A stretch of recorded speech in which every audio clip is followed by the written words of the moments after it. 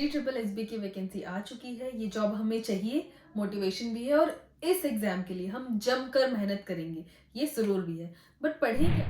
किस पोर्शन पे कितने मार्क्स का एग्जाम आएगा, कौन से क्वेश्चंस और कौन से टॉपिक सबसे ज्यादा इंपॉर्टेंट है, क्या सिलेबस है, क्या एग्जाम पैटर्न। तो today I am going to share with you all the complete syllabus and information of DSSB. So stay with me and let's start the video. तो सबसे पहले हम बात करेंगे कि जो DSSB का एग्जाम है उसमें कितने क्वेश्चंस आने वाले हैं। तो मैं आपको बता देना चाहती हूँ कि इसमें 200 मतलब 200 क्वेश्चंस आएंगे और आपके पास टाइम भी होगा 2 घंटे, मतलब सब कुछ 2-2 की सीरीज में चल रहा है यहाँ पे ना। बहुत सारे लोगों के डाउट भी थे कि क्या इसमें नेगेटिव मार्किंग है, तो हाँ इसमें नेगेटिव मार्किंग है। और नेगेटिव मार्किंग जो इसमें है वो नॉर्थ सेट के कंपेरिजन में थोड़ी सी कम है, वो है 25%। का मतलब है अगर आप 4 क्वेश्चन गलत करते हैं तो एक सही मार्क आपका कट हो जाएगा। नॉर्थ सेट में 0.33% की होती है, क्योंकि अगर उसमें 3 क्वेश्चन गलत करेंगे तो 1 मार्क कट हो जाएगा। इसमें 25% की, अगर आप 4 क्वेश्चन गलत करेंगे तो 1 मार्क कट जाएगा। अब मैं अगर इसकी बात करूं इसके सिलेबस की, जो कि सबसे इंपॉर्टेंट चीज है, जब तक आपको सिलेबस नहीं पता होगा अच्छे से तब तक आप प्रिपरेशन उतनी ज्यादा इफेक्टिवली नहीं कर पाएंगे। तो बेटर आप इस वीडियो को पूरा देखिएगा और पूरा सिलेबस अच्छे से समझिएगा। अब जो DSSB का 200 क्वेश्चंस और 200 मार्क्स के लिए जो एग्जाम होने वाला है उसमें आपके पास 2 पार्ट्स होंगी, part A, part B. Obviously एक पार्ट हमारा सब्जेक्ट रिलेटेड होगा, तो पार्ट 1 होगा हमारा नर्सिंग और पार्ट बी होगा हमारा नॉन नर्सिंग। और इन दोनों पार्ट से आपके पास 100 क्वेश्चंस आएंगे। इसमें भी 100 क्वेश्चंस और इसमें भी 100 क्वेश्चंस, मतलब 100 मिला के आपके 200 मार्क्स का ये एग्जाम पेपर आने वाला है। देखो अगर मैं आपको DSSB के बारे में एक बात बताऊं ना, तो जो DSSB के एग्जाम का जो लेवल है वो उतना ज्यादा हाई नहीं है, बट क्योंकि इसमें जो नॉन नर्सिंग है उसके भी 100 क्वेश्चंस है, एक मीडियम लेवल का एग्जाम DSSB कंडक्ट करता है। बट क्योंकि इसका एग्जाम ऐसा होता है इसलिए इसमें कंपटीशन बहुत ज्यादा टफ है, बहुत ज्यादा हाई लेवल का कंपटीशन होता है DSSB के एग्जाम के लिए, तो इसी के लिए ये इतना हाइप्ड है। बट ट्रस्ट में it's worth all the hype, क्योंकि आपको कैपिटल सिटी में प्लेसमेंट मिल रहा है। DSSB की जॉब के अपने बहुत सारे बेनिफिट्स हैं जो मैं आपको पक्का बताऊंगी कभी और। फिलहाल हम एग्जाम पैटर्न की बात कर लेते हैं। अब नर्सिंग के बारे में तो आप अच्छे से जानते हैं कि नर्सिंग के जितने भी अपने टॉपिक्स हैं, जैसे कि FON है ना, made-surge, पीड्स, gynae, research, micro, pharma, anatomy and first aid, and जो भी आपके अदर सब्जेक्ट है, तो जितने भी हमारे नर्सिंग रिलेटेड सब्जेक्ट है वो आ गए नर्सिंग के। सब पे हमारे पास 100 क्वेश्चंस आते हैं।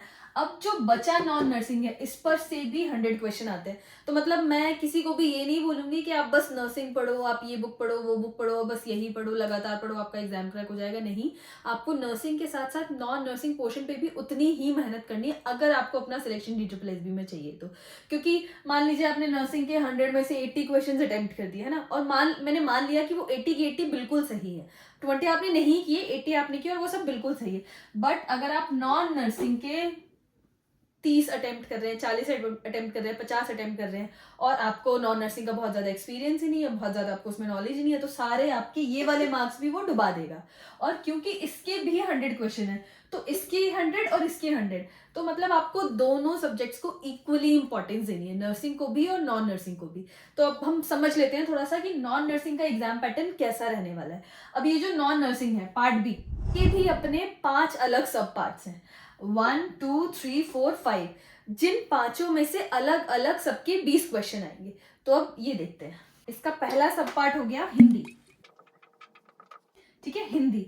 दूसरा सब पार्ट हो गया इंग्लिश, ठीक है। तीसरा सब पार्ट हो गया मैथमेटिक्स। चौथा सब पार्ट हो गया रीजनिंग और पांचवा सब पार्ट हो गया जनरल अवेयरनेस, मतलब जीके।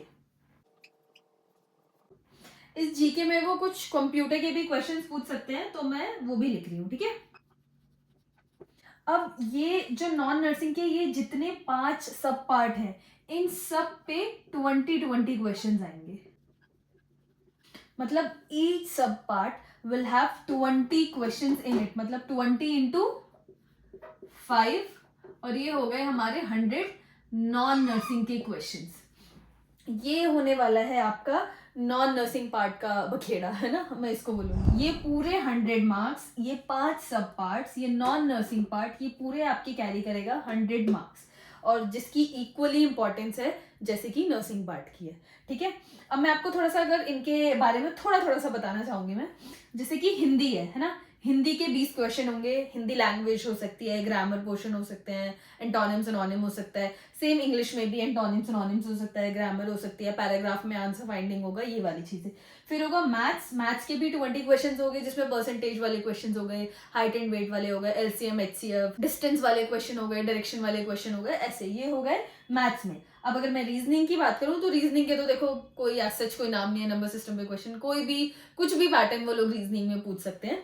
इसके बाद जीके और कंप्यूटर, जीके और कंप्यूटर में जो भी हमारे रिसेंट की स्टडीज है, रिसेंट की रिसर्चेज हैं, और डांस फॉर्म, टेम्परेचर पे क्वेश्चन आ गए, अर्थक्वेक रिसेंटली अभी कहाँ हुआ, ये सब पे क्वेश्चन आ जाते हैं, Capitals, prime ministers, first and last, ये सारे क्वेश्चन, ये सब हमारे हो गए जीके के अंदर। तो ये पूरा हमारा होगा नॉन नर्सिंग पार्ट। अब एक और इम्पॉर्टेंट चीज मैं आपको इस वीडियो में बताना चाहती हूँ, जो कि होने वाला है एग्जाम पैटर्न। क्या आपको पता है DSSB का एग्जाम पैटर्न कैसे आने वाला है? You people are very lucky कि आपको पहले से ही पता है, क्योंकि जब मैंने DSSB दिया था और मेरे साथ के सारे बच्चों ने दिया था, तो हमें पता ही नहीं था कि किस तरीके का pattern we are going to face. हमें लगा था नॉर्मल जैसे एग्जाम होता है हम जाएंगे, जैसे जो ऑन स्क्रीन एग्जाम चलता है, फर्स्ट सबमिट किया, सेकंड सबमिट किया, 200 तक कर दिया, वैसा एग्जाम आएगा। बट ऐसा नहीं आया था, हमारे टाइम पे आया था लॉकिंग पैटर्न। तो ये क्वेश्चन मार्क आपके लिए रिवील हो चुका है, इसका आंसर है लॉकिंग पैटर्न। इस बार भी ये ऐसा लॉकिंग पैटर्न ही आएगा, तो ये आपको बहुत अच्छे से समझ लेना है। अब लॉकिंग पैटर्न क्या होता है, मान लीजिए आपका नॉन नर्सिंग वाला पार्ट ए है, या चलो पार्ट बी ही है। आपका एग्जाम शुरू हुआ है ना, टाइम यहाँ शुरू हो गया, यहाँ आपके क्वेश्चन चल रहे हैं, आपका पार्ट ए शुरू हो गया। पार्ट ए के 100 क्वेश्चन शुरू हो गए, आपने 1 2 3 4 टू 100 तक आप पहुंच गए, 100 तक आप पहुंच गए, पार्ट ए खत्म। अब आप आ गए पार्ट बी पे, है ना। तो जो पोर्शन आपने खत्म कर दिया वो दोबारा नहीं खुलेगा, वो लॉक हो गया। अब जब आप पार्ट बी पे आएंगे, जब आप पार्ट बी के नॉन नर्सिंग पोर्शन पे आएंगे, मान लीजिए फर्स्ट खुला हिंदी, हिंदी के 20 क्वेश्चन है, आपने 1 किया, 2 किया, 3 4 5 6 7 8 9 10 टिल 20 तक कर दिया। जब 20 पे आपका जो भी क्वेश्चन पेपर है वो 20 आपने सबमिट कर दिया। 20 के बाद जब आप 21 क्वेश्चन जो इंग्लिश पोर्शन का होगा, जब आप इसको शुरू करोगे तो आप वापस से हिंदी के पोर्शन पे नहीं जा पाओगे। ये आपका पूरे एग्जाम में यही पैटर्न चलने वाला है। मतलब जो एक सेक्शन है वो एक सेक्शन तक ही रहेगा, सेक्शन नेक्स्ट होते ही आपका पुराना सेक्शन नहीं खुलेगा। ऐसे इंग्लिश जब खत्म होगा, आप मैथ्स पे आओगे तो मैथ्स के बाद इंग्लिश नहीं खुलेगा, मैथ्स के बाद हिंदी में नहीं खुलेगा। मतलब अगर आपने ये कर दिया तो ये गया, है ना। अगर आप रीजनिंग में पहुंच गए, है ना, यहाँ पे आप रीजनिंग में पहुंच गए तो ये पूरा लॉक हो गया, समझ लीजिए यहाँ ताला लग गया, अब इसकी आपके पास कोई चाबी नहीं है। तो बेटर आपको जितने एक्सपेरिमेंट करने हैं, जो भी तुक्के करने हैं, जितना भी सोचना है, जो भी करना है, वो एक ही बार में करना है। मतलब एक होता है ना, हम बचपन से पढ़ते आते हैं कि हाँ एग्जाम हमने 5 मिनट पहले खत्म कर दिया और 5 मिनट में पूरा रिवाइज कर लिया, तो आप रिवाइज नहीं कर पाओगे, no revision in this exam. तो ये आपको थोड़ा सा ध्यान रखना है कि आप एग्जाम को बिल्कुल कॉन्शियसली देख के करेंगे। अगर आपको आ रहा है तो आपने कर दिया, नहीं आ रहा है तो आपने देन एंड देयर उसको छोड़ दिया।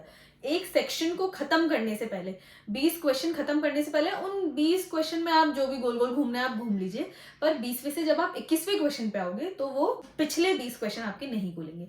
तो ये होने वाला है इस एग्जाम का पैटर्न, जिसको हम लॉकिंग पैटर्न, मैंने नाम दिया, वैसे मुझे नहीं पता क्या बोलते हैं। लॉकिंग पैटर्न इस एग्जाम का पैटर्न आपका रहने वाला है, तो इस चीज पे आपको थोड़ा सा ध्यान रखना है। और ये होने वाला है आपका सिलेबस। इन 5 सब पार्ट में डिटेल्ड में क्या क्या टॉपिक होंगे ये भी मैं आपको बहुत जल्दी बताने वाली हूँ नेक्स्ट वीडियोस में। वो मैं इंडिविजुअल बताऊंगी, इसमें बताती तो वीडियो बहुत लंबा हो जाता, तो ये मैं आपको पक्का बताऊंगी। फिलहाल आपके लिए ये एक ओवरव्यू था पूरे एग्जाम पैटर्न का और पूरे सिलेबस का। तो आई होप आप सबको समझ में आ गया होगा और आप सब प्रिपेयर कर रहे होंगे DSSB के लिए भी, प्लस जो लोग नॉर्शल के लिए पढ़ रहे हैं। One more thing I want to let you all know that I am with all of you, क्योंकि मैंने DSSB दिया है and I have cracked it, तो मैं चाहती हूँ कि मैं आप सबकी जितनी ज़्यादा हेल्प कर पाऊँ, आई श्योरली डू दैट। तो आपको कोई भी हेल्प चाहिए हो, कोई भी किसी भी चीज़ पे कुछ भी चाहिए हो, तो आप प्लीज़ मुझे कमेंट बॉक्स में ज़रूर बताइएगा। मैं जिस भी तरीके से कर पाऊंगी I share that information with you. It was all about DSSB exam pattern and syllabus. तब तक के लिए पढ़ते रहिए, डेडिकेटेड रहिए, मोटिवेटेड रहिए और अपना ध्यान रखिए, अपनी फैमिली का ध्यान रखिए। सो बाय बाय, टेक केयर।